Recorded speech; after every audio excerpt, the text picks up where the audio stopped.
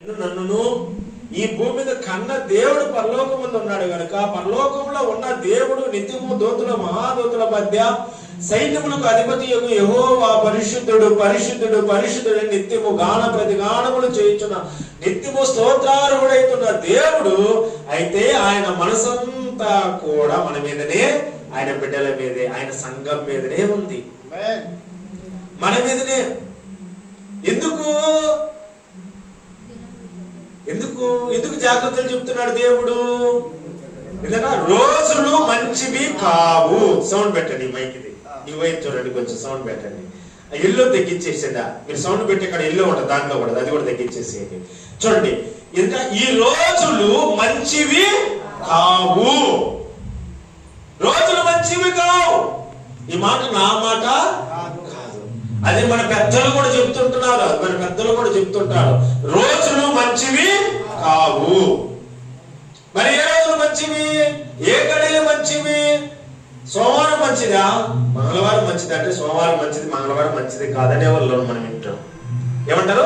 సోమవారం మంచిది మంగళవారం మంచిది కాదు. మంగళవారం ప్రయాణం చేయకు, మంగళవారం పెళ్లి చేయకు, ఏదట మంగళవారం ఏదైనా ఒక శుభకార్యము చేయొద్దు, సోమవారం చేయి అని చెప్పేవాళ్ళు మనం వింటూ ఉంటాం. అయితే దినములంటే వారానికి ఎన్ని దినాలు చెప్పండి? 7 రోజులు కూడా ఏదంటే మనకు అనుకూలంగా లేవు. ఇది గుర్తు పెట్టుకోండి, దేవుడు చెబుతున్న మాట. 7 రోజులు వారానికి, నెలకు 30 రోజులు, సంవత్సరానికి 365 రోజులు కూడా దేవుడు అంటున్నాడు, భయపడకూడి, ఇదిగో నేను మీకు తోడై ఉన్నాను. ఎందుకు చెప్పాడు చెప్పండి భయపడొద్దని? ఎందుకు చెప్పాడు? ఈ నెలలోనే గడిచిన డిసెంబరు, ఈ జనవరి మధ్యలోనే ఎన్నో ఫ్లైట్లు కూలిపోయాయి, దహించి వేయబడ్డారు. ఎంతో మంది కాలిపోయారు ఆ ఫ్లైట్లలోనే. నిన్న ఒక వ్యక్తి ఏం చేశాడంటే భార్యను ఏదేదో భయంకరంగా నరక యాత్ర చూపించాడు. నరకం ఎలా ఉంటుందో తెలియదు కానీ ఆమె భూమి మీద నరకము అనుభవించింది. భర్త చేతుల నుంచి తప్పించుకోవచ్చేమో కానీ ఏదంట మన కీడు, ఎందుకంటే మన కీడు ఇస్తున్నా, మన పట్ల మన యొక్క చెడు కోరుకుంటున్నా, మనకు హాని కోరుకుంటున్నా, మనలో పాడు చేయాలనుకుంటున్నా, మనకు విరోధి అయిన అపవాది అనే ఒక వ్యక్తి ఎవరిని మింగుదనని గర్జించు సింహం వలె ఎప్పుడు కూడా తిరుగుచూ వెతుకుచూ ఉన్నాడు. మనకు విరోధి, విలోక అధికారి మనకు విరోధి, అంధకార సంబంధమైన శక్తులు మనకు విరోధి. విరోధి ఏం కోరుకుంటాడు చెప్పండి? మేలు కోరుకుంటాడా, కీడు కోరుకుంటాడా? కీడే కోరుకుంటాడు. దానికి అలా జరగాలి అనే వాళ్ళు ఉంటారు. అయ్యో ఎందుకు శాంతరావు లాంటి మంచి మనసు కలిగిన వాళ్ళు ఏమంటారు? వేదన చెప్తారు, కన్నీరు కారుస్తారు. నాకు తెలుసా ఆ విషయము? అతనికి తెలుసా ఆ విషయం? అలా చేస్తా నా జీవితం ఇది జరుగుతుంది అతనికి తెలుసా? తెలియదు. అజాగ్రత్తగా ఉన్నాడు కాబట్టి అజ్ఞాని జ్ఞానితో పని చేయడు. అజ్ఞానిగా ఉన్నాడు కాబట్టి జ్ఞానము లేనిగా పశువు కంటే హీనమైన ఆలోచన, దుష్టత్వము, క్రూరత్వము, ఆయనలో ఉన్న భయంకరమైన ద్వేషము ఏం చేసిందట? అంత చేయాలా, అంత క్రూరంగా హింసించాలా? ఒకసారి ఆలోచించి. దేవుడు చెప్తున్నాడు, జాగ్రత్త. ఎక్కడ ఉన్నావు, ఏం చేస్తున్నావు, ఎక్కడికి వెళుతున్నావు, ఎవరితో స్నేహం చేస్తున్నావు, ఎక్కడ పని చేస్తున్నావు, జాగ్రత్తగా ఉండమని చెప్తున్నాడు దేవుడు.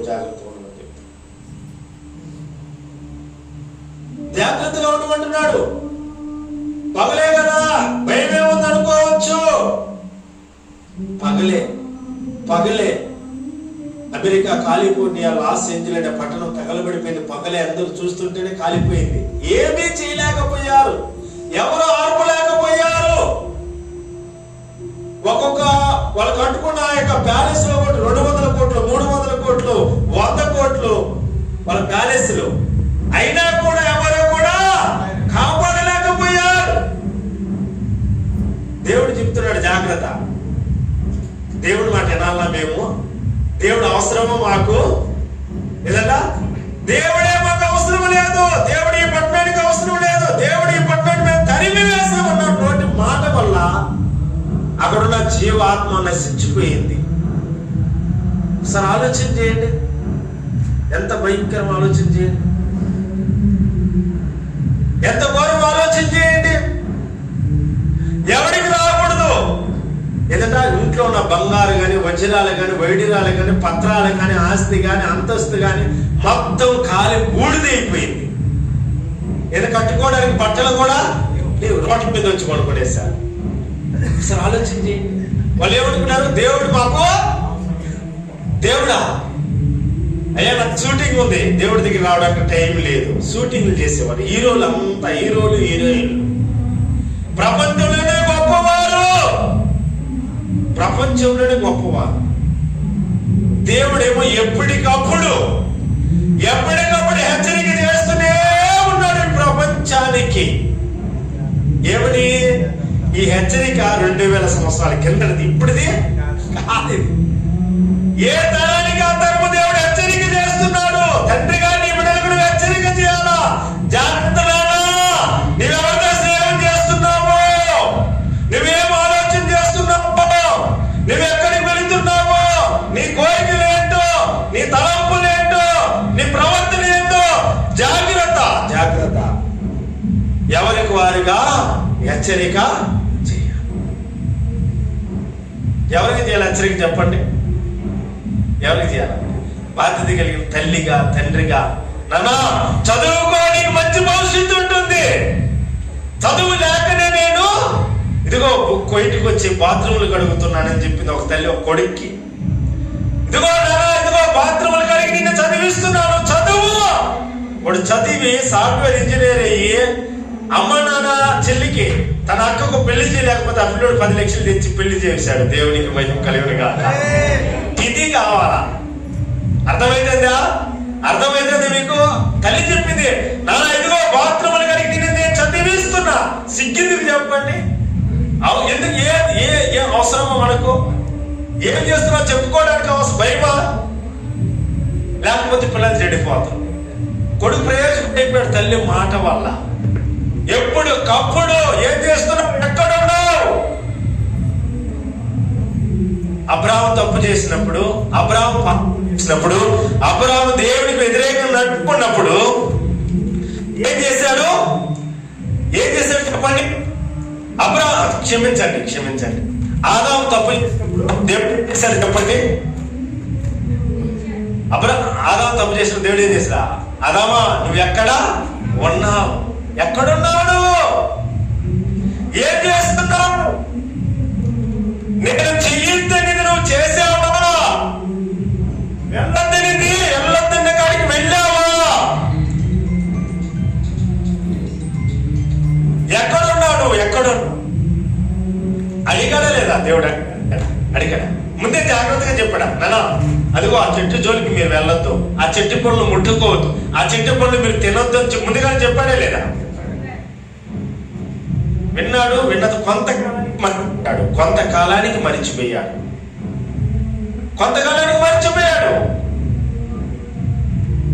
వెంటనే ఏం చేశాడు?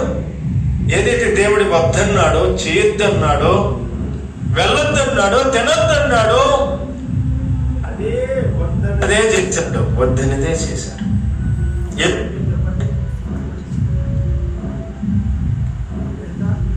ఉన్న ఆత్మకాలాన్ని, జీవితాన్ని పాడు చేసుకున్నాడు.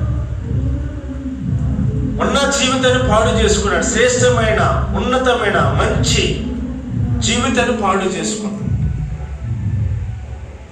ఆలోచన ఏంటి? ఎందుకు ఆ పరిస్థితి?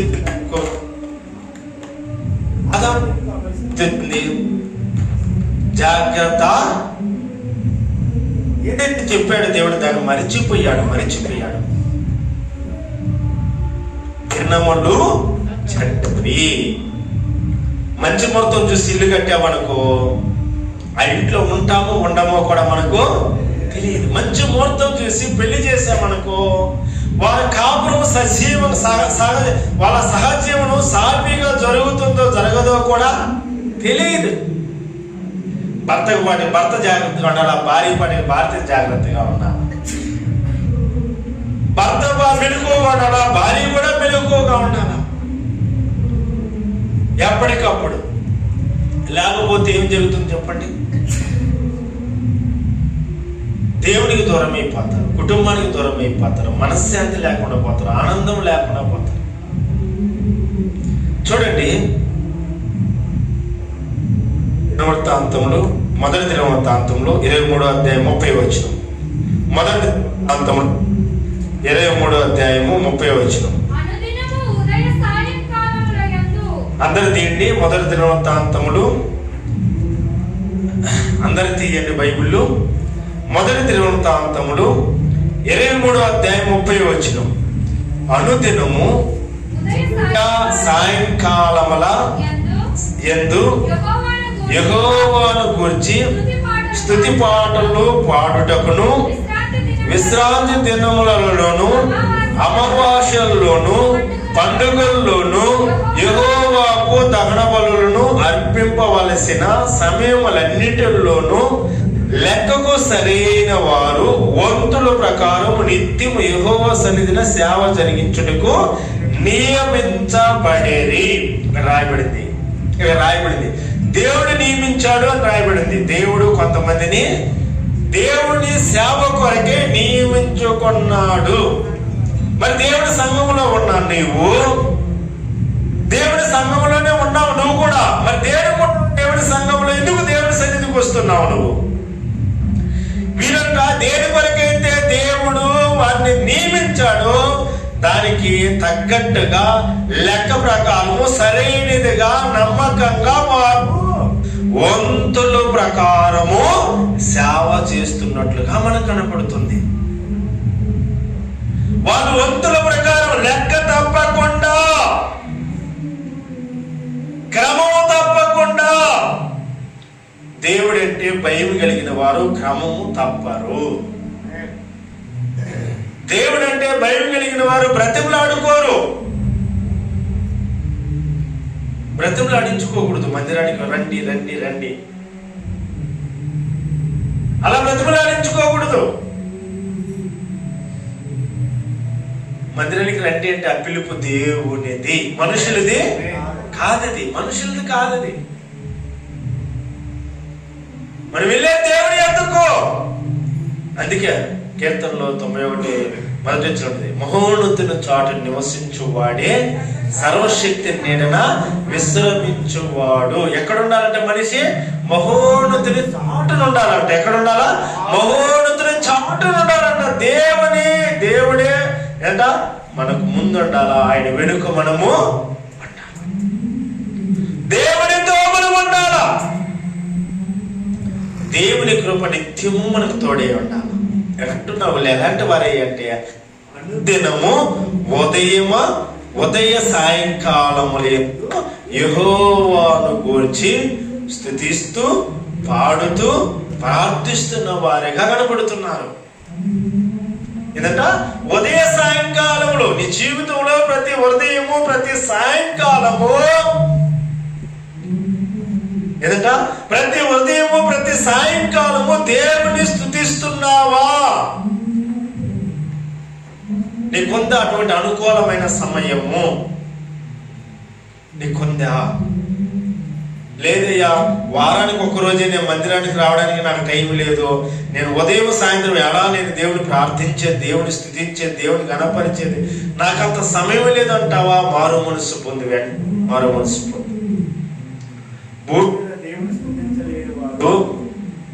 భూమి మీద దేవుని స్తుతించలేని వారు పరలోకంలో కూడా దేవుని స్తుతించడానికి వారికి అవకాశము లేదు. వారికి అవకాశం లేదు.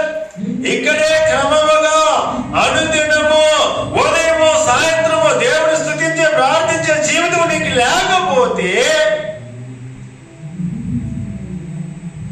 పోగొట్టుకుంటున్నావు.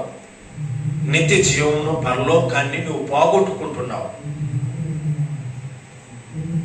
దేవుడు ఏమంటాడు? దినములు చెడ్డవి కనుక సమయమును పోనీయక. అంటే ఇప్పుడు ఏం చేస్తున్నారు? సమయాన్ని ఏం చేస్తున్నారంట? వ్యర్థంగా గడిపిస్తుంది లోకమంతా. ఈ లోకము సమయం అంతా వ్యర్థంగా గడిపేస్తుంది. లోకస్తులు ఎక్కడ చూసినా చూడండి పల్లెల్లో ఉన్న వాళ్ళకి సీరియళ్ళు, కేవీసీలో పనిచేస్తాడు సార్, నా దగ్గర ఉంటాడు, ఆయనకు అంటే 3,000 4,000 జీతం శాలరీ, 4,000 దినాలు శాలరీ. 3 గంటలకు డ్యూటీ అయిపోతే ఆయన డ్యూటీ 4 గంటలకు ఇంటికి వెళ్ళిపోతాడు. ఇరాక్ బార్డర్ నుంచి అబోలింపకి వెళ్ళిపోతాడు. 4 గంటల నుంచి రాత్రి 8 వరకు సీరియల్ చూస్తాడంట, తెలుగు తమిళ్. ఎలా పోతుంది సమయము, దేనికి పోతుంది సమయము, సమయం దేనికి కేటొస్తున్నాడు? 8 గంటలు డ్యూటీ, 4 నుంచి రాత్రి 8 దాకా 4:30 గంట సీరియల్. దేనికి వెళ్ళిపోతుంది సమయము? డ్యూటీ పోతుంది. మిగతా సమయము సినిమాలకు, ఆటలకు, తినడానికి, సుఖానికి, సంతోషానికి, ఈ లోకంలో ఉన్న వాటి కొరకే మనిషి పరిగెత్తుతున్నాడు మిగతా సమయం. దేవుడు అంటున్నాడు సమయము పోనీయొద్దు, సమయము పోనీయొద్దు. ఏం చేయాలంట? సమయాన్ని సద్వినియోగము చేసుకో. సమయం సద్వినియోగం చేసుకోవాలా. వీలున్నప్పుడల్లా దేవుని వాక్యాన్ని విను, వీలున్నప్పుడల్లా ప్రార్థన చెయ్యి, వీలున్నప్పుడల్లా సంఘక్షేమం కొరకే ప్రార్థన చెయ్యి. లోకంలో నశించిపోతుంది భయంకరంగా. ఒక పక్క చూస్తే ఇశ్రాయేలు దేశం, పాలస్తీనా దేశం, లెబనాన్ దేశం, యెమెన్ దేశం, ఇరాన్ దేశం, ఇరాక్ దేశం భయంకరమైన యుద్ధాలు జరుగుతున్నాయి, భయంకరమైన యుద్ధాలు. ఆ యుద్ధాల్లో ఇలాంటి బిల్డింగ్లు కూలిపోయి ఆ బిల్డింగ్లో ఉన్నవారు అక్కడే సమాధి అయిపోతున్నారు. ఎంతో మంది తినడానికి తిండి లేదు, కొన ఊపిరితో ఆ బిల్డింగుల్లో సమాధులు అలానే ఉన్నారు. కొన ఊపిరితో భయంకరమైన రోదన, కన్నీరు, బాధ, ఆకలి, దప్పిక. తాగడానికి నీళ్ళు లేవు, తినడానికి అన్నం లేదు. ఆ ప్రాంతంలో తెలుసా గాచాలో తాగడానికి లేదు. ఆకలితో అలవడిస్తున్నారు. వారి రోజున ఎవరికి వినపడుతుంది చెప్పండి? క్రైస్తవులు పాస్టర్లు ఏం చెప్తారంటే ఇశ్రాయేలు దేశం కోసం ప్రార్థన చేయండి, ఇశ్రాయేలు దేశం కోసం ప్రార్థన చేయండి. ఎంత పనికి వాళ్ళ మాటలు మాట్లాడుతుంది. ఎలాంటి పనికి వాళ్ళ పాస్టర్లు ఉన్నారు చూడండి భూమి మీద. ఎవరి కోసం ప్రార్థన చేయాలంట? ఇశ్రాయేలు దేశం కోసం. ఏమైంది ఇశ్రాయేలు దేశం కోసం చెప్పండి? ఏమైంది? బాగుందా? బాగుంది. ప్రాణాపాయం ఉందా? లేదు. నష్టం ఉందా? లేదు. ఏమేం చెప్పండి? ఇశ్రాయేల్ దేశంపై ఇంకొక దేశం మీద ఉన్న బిల్డింగ్లు అక్కడెక్కడే, అదిగో ఈ బిల్డింగ్ లో ఉగ్రవాదులు ఉన్నారు అనుమానం వచ్చారనుకో, ఆ బిల్డింగ్ మీద మనుషులు, ఆ బిల్డింగ్ లో 10 అంతస్తుల బిల్డింగ్ లో 10 అంతస్తులు సంవత్సరాలు ఫ్యామిలీలు ఉన్నా సరే అక్కడ ఎత్తుకెళ్ళి బాంబులు వేస్తా ఉన్నారు. వాళ్ళు అట్టే సమాధి అయిపోతారు. ఏంటి ప్రభువా, ఎందుకు ఇంత భయంకరంగా జరుగుతుంది ఈ పరిస్థితి? ఏంటి నాయన? ప్రార్థన చేసేవాడు క్రైస్తవుడు ఏం చేయాలి చెప్పండి? ఇద్దరిని ఆపండి నాయన, ఇద్దరి మధ్య సమాధాన పరచండి ప్రభువా, ఇద్దరికి క్షేమం తెచ్చేయండి నాయన అని ప్రార్థన చేయాలి. ఇది కదా ప్రార్థన అంటే, ఇది కదా ప్రార్థన. ఇశ్రాయేల్ దేశము, ఆ గాజా పట్టణం అద్భుతమైనది, లెబనాను అద్భుతమైన సుందరమైన పట్టణాలు ఎదట దెబ్బలుగా మారిపోయి, పెంట కుప్పలుగా మారిపోయి ఆకలితో అలమటిస్తున్నారు. ఆ బిల్డింగ్ లో సమాధులు కొన ఊపిరితో కొట్టుకుంటున్నారు ఆకలితో. నాకు అనిపించింది ఇంత ఘోరం జరుగుతూ ఉంటే ఈ ప్రాంతంలో అమెరికాలో ఎదట ఒక మీటింగ్ ఏర్పాటు చేసుకుని పెద్ద పెద్ద సెలబ్రిటీలు, కోట్లకు పడగలెత్తిన వారు, మహాగణులు, భూమి మీద ఉన్నతమైన స్థానంలో ఉన్నవారు, ప్రపంచం అంతా వాళ్ళకి ఫాలోయింగ్ ఉంది, ఫ్యాన్స్ ఉన్నారు, పేరు పొందినవారు, మహాపేరు పొందినవారు పెద్ద మీటింగ్ ఏర్పాటు చేసుకుని ఏదంట తాగుతూ తింటూ ఆనందపడుతున్నారు, ఆనందిస్తున్నారు, సంతోషిస్తున్నారు. అంతేకాకుండా దేవుణ్ణి ఎక్కిరిస్తూ ఉన్నారు. ఒక్క మాట అంతే, దేవుడే మాకు అవసరం లేదు, దేవుడు మా పట్టణంలో తరిమి వేశాము, ఈ పట్టణానికి, ఈ మహాపట్టణానికి, సుందరమైన పట్టణానికి దేవుని అవసరం లేదంటారు. అంతే, తగలబడిపోయింది 2 రోజులకే. దేవునికి మహిమ కలుగునుగాక. 2 రోజులకే తగలబడిపోయింది, అంతే, బూడిదైపోయింది. ఇప్పుడు ఆ గాజా పట్టణం ఎంత ఉందో అదే అమెరికా పట్టణం సేమ్ ఒకే పొజిషన్కి వచ్చినాయి. ఇప్పుడు నాకు అనిపించింది, ఎందుకు ప్రభు ఇలా జరిగిందంటే వాళ్ళంత దుఃఖం, అంత వేదన, గర్భవతులు ఉన్నారు, అక్కడ ఆకలితో ఉన్నారు, కడుపులో బిడ్డలు వేదన చెందుతున్నారు, పాలు లేక, పసి బిడ్డలు వేదన చెందుతున్నారు, వృద్ధులు ఉన్నారు, యవనులు ఉన్నారు, ఎంతో మంది బలైపోతున్నారు. మీరు ఆనందపడతారా? మీరు సంతోషిస్తారా? కోట్లకు డబ్బు ఉంది, ఏం చేసుకుంటారు చెప్పండి? ఆకలితో ఉన్నోడికి అన్నం పెట్టకపోతే నీకున్న కోట్లు దేనికి చెప్పండి? ఏం చేసుకుంటారు చెప్పండి? కోట్ల పైన ఏం చేసుకుంటారు? ఇదంతా ఎందుకు? ఇతరులకు బడికి రానప్పుడు, ఇతరులకు సహాయం చేయలేనప్పుడు ఎందుకు ఇదని దేవుడు కాల్చి వేశాడు అనుకుంటాను నేను. దేవునికి మహిమ కలుగును గాక. నేను నాకు ఆలోచన వచ్చేసింది, వాళ్ళకి కదా సహాయం చేయాల్సింది, వాళ్ళ కదా ఆదుకోవాల్సింది, వారి కోసం కదా కన్నీరు కార్చాల్సింది, వారి కోసం కదా ప్రార్థన చేయాల్సింది. ప్రియ దేవుడి సంగమా, ఎలా ఉన్నాయి పరిస్థితులు, ఎలా ఉన్నాయి రోజులంటే భయంకరంగా ఉన్నాయి. భయంకరంగా ఆంధ్రప్రదేశ్లో, తమిళనాడులో, తెలంగాణలో సువార్తకి వెళితే ప్రతిరోజు ఏ ఊరికి సువార్తకి వెళితే ఆ ఊళ్ళో అక్కడ సేవకులు కొడుతున్నారు, తరుగుతున్నారు, భయంకరంగా అవమానపరుస్తున్నారు, కొంతమందిని చంపుతున్నారు ఇప్పటికీ కూడా సువార్త ప్రకటించేవాళ్ళు. మనం ఏం చేస్తున్నాం చెప్పండి? బాధ ఉందా? బాధ్యత ఉందా?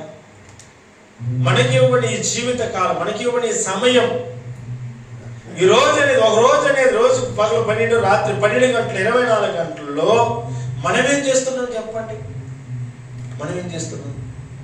సమయాన్ని అంతా వ్యర్థం చేస్తున్నామా? భక్తిహీనులుగా మారిపోతామా? నాకు దేవుడు పగలు 12 గంటలు, రాత్రి 12 గంటలు ఇస్తే, ఆ రాత్రి అంటే సాయంత్రం 6 నుంచి అనుకోండి, సాయంత్రం 6 నుంచి లేకపోతే 7 నుంచి 11 దాకా దేవుడి పని చేస్తాను నేను. ప్రతిరోజు ప్రార్థన చేస్తాను, సువార్త చెప్తాను, ఫోన్లు చేసి ఇతరులకు వాక్యం చెప్తాను ప్రతిరోజు. ఆ రాత్రి ఇక్కడ 12 గంటలకు 12:30కు కొనుక్కుంటే నేను ఇక్కడ మందిరంలో రాత్రి మహబూలా నుంచి వచ్చి 8 గంటలు డ్యూటీ చేస్తే 8 గంటల దేవుడి సేవలో ఉంటాను నేను. దేవునికి మహిమ కలుగును గాక. ప్రతిరోజు 8 గంటలు డ్యూటీ చేస్తే 8 గంటల దేవుడి సేవలో ఉంటాను. డ్యూటీలో కూడా దేవుడి సేవ చేస్తూ ఉంటాం. మళ్ళీ డ్యూటీలో కూడా అలా డ్యూటీ ఇచ్చాడు దేవుడు నాకు. అంటున్నాడు ఇక, సమయము పోనీక సద్వినియోగం చేసుకున్నట్టు అజ్ఞానుల వలె కాక జ్ఞానుల వలె సత్ప్రవర్తన కలిగి బ్రతకాలంట దేవుడు అంటున్నాడు. చూడండి, 1 రాజుల గ్రంథం 18వ అధ్యాయం 36 వచనం. 1 రాజుల గ్రంథము 18వ అధ్యాయము 36వ వచనాన్ని మనం చదువుకుందాం.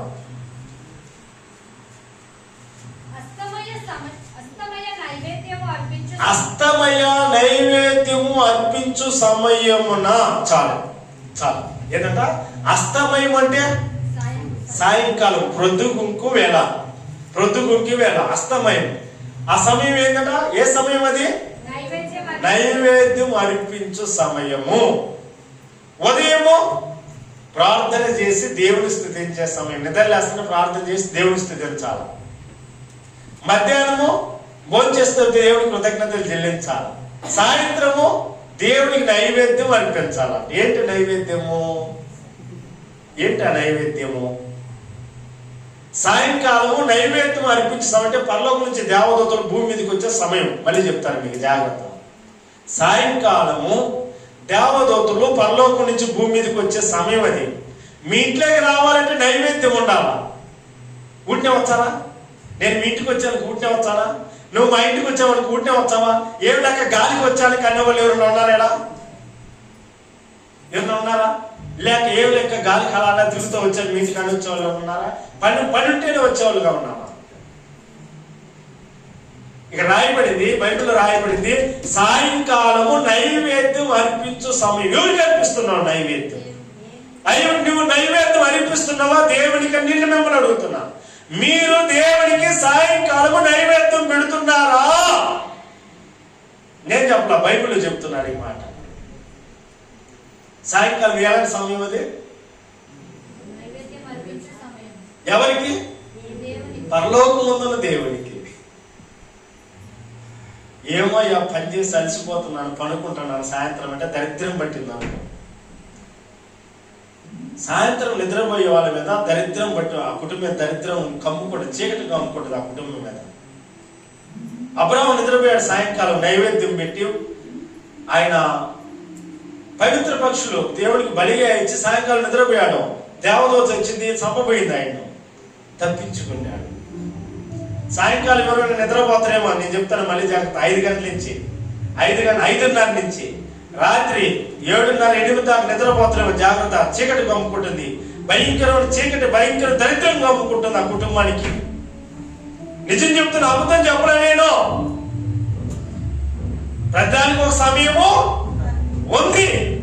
నిద్రపోవడానికి, పండుకోవడానికి, పని చేసుకోవడానికి, ఉండడానికి, తిరగడానికి, తినడానికి, ప్రతిదానికి సమయం ఉంది. ప్రతిదానికి సమయం ఉంది. ఇక రాయబడింది, బైబిల్లో రాయబడింది, సాయంకాలము నైవేద్యం అర్పించు సమయము. ఈరోజు నుంచి ప్రతి సాయంత్రం మనం నైవేద్యము దేవుడికి అర్పిద్దామా? అయ్యా అది ఆడవాళ్ళ పని, మగవాళ్ళ పని కాదంటారా? ఇక మగవాళ్ళే కదా నైవేద్యం అర్పించేవాళ్ళు, ఆడవాళ్ళు కాదు. బైబిల్లో నైవేద్యం అర్పించింది, బైబిల్లో ప్రార్థన చేసింది, బైబిల్లో సువార్త ప్రకటించింది, బైబిల్లో స్తుతించింది, ఆరాధించింది మగవాళ్ళు, ఆడవాళ్ళు కాదు. రాయబడింది, బైబిల్లో రాయబడింది. దరిద్రం పోవాలంటే ఏం చేయాలి చెప్పండి? అర్పించాలి. మన దరిద్రం పోగొట్టుకోవాలంటే ప్రతి సాయంకాలం చేసి చూడం. ఇప్పుడు మనం నైవేద్యం అంటే ఏం చేయాలా? బెల్లము, అన్నము, రైసు, సేమ్యాలు, సబ్బియము, కారం పొళ్ళు అవి మిక్స్ చేసి కొట్టి పెట్టాలా నైవేద్యం అంటే? అది కాదు నైవేద్యం అంటే. మరేంది నైవేద్యము? చూడండి, చూద్దాం. అది కూడా హెబ్రీయులకు రాసిన పత్రిక, అది కూడా ఆయనే చెప్పాలి. మనకు తెలియదు కదా నైవేద్యం అంటే ఏందో. నైవేద్యం అంటే ఏందో మనకు తెలియదు కదా, ఆయనే చెప్తున్నాడు ఆ విషయం ఇక్కడ.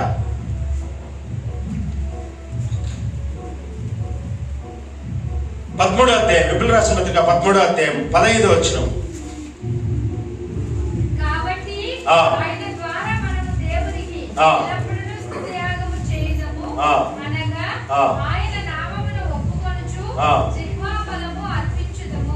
మళ్ళీ చదవండి, జాగ్రత్తగా చదవండి.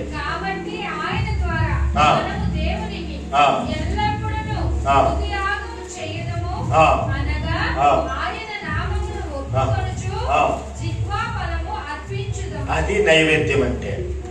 నైవేద్యం ఏంటంట? ఏంటంట? యేసు క్రీస్తు నామ జపము చేసే సమయం. ఏంటంట చూడండి, కీర్తనలు 50వ అధ్యాయం 21వ వచనం. కీర్తనలు 51వ అధ్యాయం 50వ అధ్యాయం 23వ వచనం. 50వ అధ్యాయం 23వ వచనం. కీర్తనలు 53వ అధ్యాయం 23వ వచనం. 50:23. స్తుతియాగము అర్పించువాడు నన్ను మహిమపరుచుతున్నాడు, నేను వారికి దేవుని రక్షణ కనబరుచున్నట్లు వాడు మార్గమును సిద్ధపరుచుకొనుచున్నాడు. చాలు. ఏంటి నైవేద్యము? స్తుతి, స్తుతి, స్తుతి, స్తుతి. ఏంటంట? స్తుతి. నైవేద్యం అంటే ఏంటి చెప్పండి? స్తుతి. యేసుక్రీస్తు నామములో దేవుని ప్రతి సాయంత్రము, మళ్ళీ చెప్తానా, మోకరించి ప్రార్థించి దేవుని స్తుతించాలి. ప్రతి సాయంకాలము, ప్రతి ఉదయము. మనం ముందు చదువుకున్నాం కదా, దినవృత్తాంతంలో మనం చదువుకున్నాం కదా, ప్రతి ఉదయము, ప్రతి సాయంత్రం, ప్రతి ఉదయం. క్రైస్తవులు ఉండాల్సిన అతి ప్రాముఖ్యమైన, అన్నిటికంటే ప్రాముఖ్యమైనది నీ జీవితంలో, నీ కుటుంబంలో దేవునికి స్తుతియాగము చేయము. కోవిడ్ ఇంట్లో ఉన్నామనుకో, అక్కడ కూడా మనం ప్రతి ఉదయం, ప్రతి సాయంత్రం ఆయన్ను స్తుతించాలి. ఆ కుటుంబం దీవించబడుతుంది. వాళ్ళ దయ, దేవుని దయ మన మీద ఉంటుంది. ఈ దేశంలో మనం స్తుతిస్తుంటే, ఈ దేశంలో మనం స్తుతియాగం చేస్తుంటే, ఈ దేశంలో మనం దేవుని ఆరాధిస్తుంటే, ఈ దేశానికి క్షేమమే, మనకు కూడా క్షేమం. దేశానికి క్షేమే, మనకును క్షేమం. అక్కడ ఏం చూస్తున్నారు వాళ్ళు? చూడండి, మళ్ళీ చదవండి. మొదటి రాజుల గ్రంథం 18వ అధ్యాయము 36వ వచనం. అస్తమయ నైవేద్యము అర్పించు సమయమున ప్రవక్త యోగు ఏలియా దగ్గరికి వచ్చి ఇలాగూ ప్రార్థన చేసెను. యెహోవా, అబ్రహాము, ఇస్సాకు, ఇశ్రాయేలు దేవా, ఇశ్రాయేలు మధ్య నీవు దేవుడవై ఉన్నావనియు నేను నీ సేవకుడననియు ఈ కార్యములన్నీ నీ సేవల చేతనే చేసితివని ఇదేమన్నా కనుపరచుము. ఏనట? దేవుడు స్తుతియాగం చేసే వారి మధ్య ఉంటాడు అని రాయబడింది బైబిల్లో. దేవుడు ఎవరి మధ్య ఉంటున్నాడు? భార్య పిల్లలు కూడుకొని ప్రతి సాయంత్రం దేవుని స్తుతిస్తే దేవుడిని మన గృహంలోకి ఆహ్వానించినట్లే. దేవునికి మహిమ కలుగునుగాక. దేవుడు చెప్పాడు కదా, సమయం పోనీయద్దు. పిల్లలు మొబైల్ పట్టుకొని, ఆడవాళ్ళు పోయి టీవీల కాడ కూర్చొని, భర్త పోయి బజార్లో అలా ఇలా తిరిగేసి వచ్చే ఎవరికి క్షేమం చెప్పండి? ఎవరికన్నా క్షేమమా? కుటుంబానికి క్షేమమా? నలుగురు ఒకసారి కూర్చుంటే, నలుగురు ఒకరి ముఖాలు ఒకరు కూర్చుంటే, నలుగురు ఒకరి అభిప్రాయాలు ఒకరు తెలియపరిస్తే, నలుగురు భార్య ప్రార్థన చేస్తే, భర్త ప్రార్థన చేస్తే ఎంత క్షేమమో చెప్పండి దేవుడికి, ఆ కుటుంబానికి. ఎందుకు మా కుటుంబాల్లో దరిద్రం పోలేదంటే అది ఈ పని చేయలేదు కాబట్టి. దరిద్రం పోగొట్టుకోవడానికి సూత్రం ఇది. మన కుటుంబాల్లో దరిద్రం పోగొట్టుకోవడానికి, పేదరికాన్ని పోగొట్టుకోవడానికి, అప్పులు పోగొట్టుకోవడానికి, పాప శాపం నుంచి విడిపించుకోవడానికి ప్రతి దినము దేవునికి స్తుతియాగము చెయ్యాలి. నేను 15 సంవత్సరాల నుంచి చేస్తాను. ఎన్ని సంవత్సరాల నుంచి? ప్రతి ఉదయం, ప్రతి సాయంత్రం, ప్రతి 15 సంవత్సరాలు అంటే యేసు ప్రభువుని నమ్మిన రోజు నుంచి ఎప్పుడు కూడా నేను మిస్ చేసుకున్నాను. అదే నాకు ఆశీర్వాదం. ఆస్తులు లేవు, అంతస్తులు లేవు. అదే ఈ రోజు మీ ఎదుట నన్ను నిలబెట్టింది. దేవుడికి మహిమ కలుగునుగాక. ఎంతగా హింసిస్తున్నాడు సైతం, ఎంతగా నన్ను ఏదేదో ఎన్ని ప్రయత్నాలు చేస్తున్నాడంటే దేనికి వనకలా తొనగల ఏమీ చేయలేకపోతుంది. మనం క్షేమంగా, మనం సంతోషంగా, మనం ఆరోగ్యంగా, మనం సమాధానంగా, మనం మేలు చేసే వారికి ఉంటే దెయ్యానికి అస్సలు ఇష్టం ఉండదు. ఎందుకు అంటే ప్రపంచం అంతా నాశనం అయిపోతుంది. మరి ఇక్కడ ఎప్పుడు ఏమొస్తుందో తెలియదు. ఒకసారి వచ్చింది భూకంపం, బిల్డింగ్లను అలా కళ్ళించి వెళ్ళిపోయింది. ఏం కాకుండా ఎవరికి.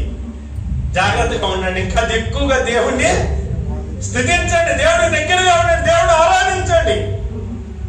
ప్రతిదానికి ఒక సమయం ఉంది. ఈరోజు శుక్రవారం విదేశంలో సెలవు, మనకు 6 రోజులు పనిచేసి 7వ రోజు ఆయన్ను ఆరాధించే రోజు ఇది. సమయం దేవుని ఆరాధించే సమయం ఇది.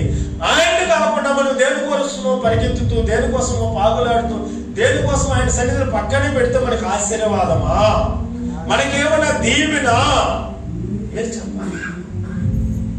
దేవుని ఆరాధించడం కంటే కూడా ఎక్కువైన ఆశీర్వాదము, దీవెన మనకి ఏదైనా ఉందా? యోబు అంటున్నాడు ఒక మాట. యోబు గ్రంథం 27వ అధ్యాయం 10వ వచనం చూడండి. యోబు ఏమంటున్నాడు?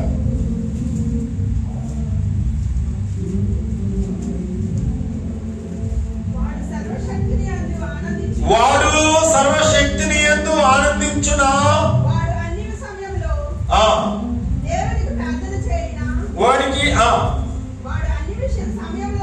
అన్ని సమయాలలో దేవునికి ప్రార్థన చేయునా. ఎంత గొప్ప విషయాలు చెప్తున్నాడంటే ఇక్కడ. ఆ యొక్క 27వ అధ్యాయము మొదట్లో ఎవరు మాట్లాడుతున్నారు చూడండి ఒకసారి. చాలు. యోబు మాట్లాడుతున్నాడు. ఏంటంట? సర్వశక్తిని ఎంతో ఆనందించాలి.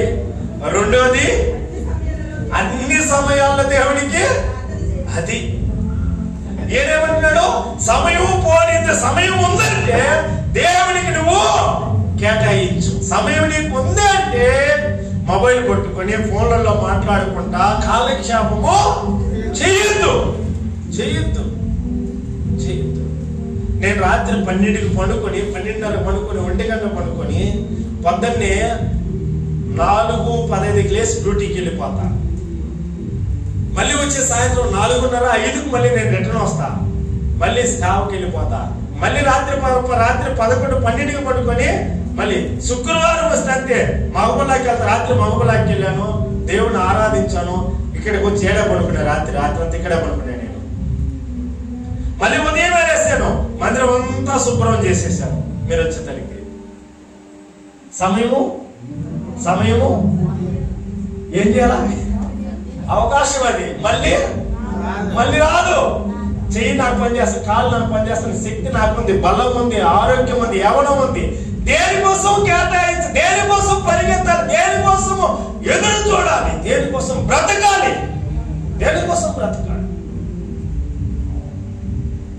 ఈ శక్తి బలం పోతే మళ్ళీ పరిగెత్తగలుగుతామా? అబ్బరామయ్య మా ఊరు పక్కనే కదా, ఇంటికి వెళ్ళాను ఆ వయసులో కూడా రాత్రి 10 దాకా నాతో కూడా తిరుగుతాడు పల్లెలైన సువార్తకు. చూడండి ఏమనుకోవాలా? ఆమెమో ఫోన్ చేస్తాడు, ఎక్కడ ఉన్నావు, ఏం చేస్తాడు, అలాదంటాను, లేదా అక్క రాలేదా, టైం అయిపోయింది, వాళ్ళ భయం వాళ్ళది. రాత్రి అవుతుంది కదా, వయసు భయపడింది కదా, అంత అవసరమా? ఇప్పుడు దాకా ఉండాలన్నా? మనకు అన్నీ బాగున్నాయి, మందిరానికి పోవడమే మేము తిరిగేది అడవుల్లో. మళ్ళీ మామూలుగా పల్లెల్లో కాదు తిరిగేది, అడవుల్లో తిరుగుతాం సువార్తకు.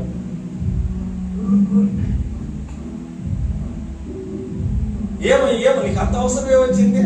దేవుడు చెప్పాడు, ఆ సమయాన్ని సద్వినియోగం చేసుకో, దేవుడికి త్యాగం చేయు, దేవుడికి అనుకూలమైన సమయం అయినా నీ మొర వినేవాడు. చూడండి కీర్తనలు, కీర్తనలు 69:13. కీర్తనలు 69:13. యెహోవా అనుకూల సమయమున నేను నిన్ను ప్రార్థించుచున్నాను. దేవా నీ కృపా బాహుల్యమును బట్టి, నీ రక్షణ సత్యమును బట్టి నాకు ఉత్తరమిమ్ము. దేవునికి మహిమ కలుగును గాక. అందుకే ప్రార్థన వినుడి పావనుడా.